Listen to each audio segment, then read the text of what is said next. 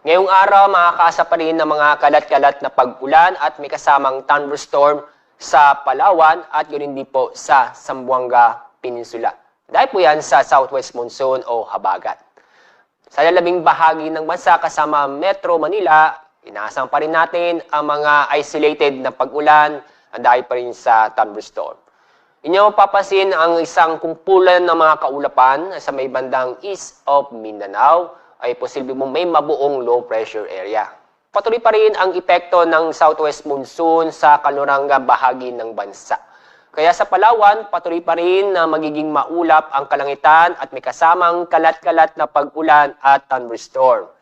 Sa lalabing bahagi ng Luzon, kasama ang Metro Manila, bukas po fair weather po tayo kung saan ay makakaranas po tayo ng bahagyang maulap hanggang sa maulap ang kalangitan.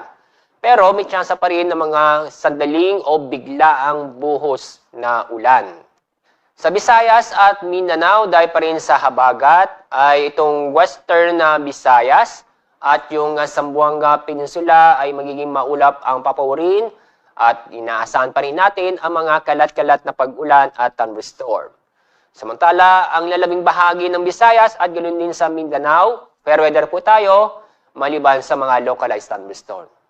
Sa weather outlook, sa araw ng Martes at sa Miyerkules, dahil pa rin sa habagat, ay magiging maulap ang kalangitan na may kasamang kalat-kalat ng pag-ulan at thunderstorm sa Metro Manila. Pero pagdating ng Huwebes, muli po gaganda ang panahon, maliban lang po sa mga pulo-pulong pag-ulan.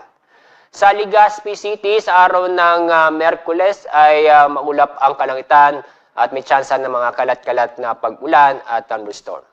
Sa ibang lugar, sa loob ng 3 araw, fair weather po tayo, maliban sa mga localized thunderstorm.